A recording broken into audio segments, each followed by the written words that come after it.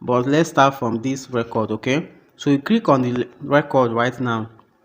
Okay, so when you click on the record, you are going to start. When you click here, you are going to start to record what you want the video, what you want to put in the video. Okay, you start recording everything. Then after recording, you click on it and click on the check mark. Okay, I will pause the video and record a voiceover. After recording, I will get back. Okay, all right, so guys, I'm done recording with my voice. Then you click on this check mark here to add it to your timeline. Okay, so let me play what I just recorded. Amanda was a small girl that has power on her own, so she healed many people. She has the power of the ancestors.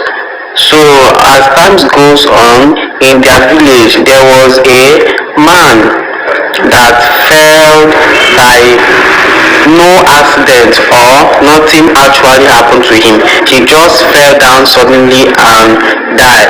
But as Amanda heard of the bad news, she came with her powers to heal the man, but they refused her to stay.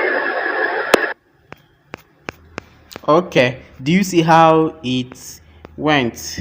So right now, this is just a simple method of using your voice to narrate in a video. Okay,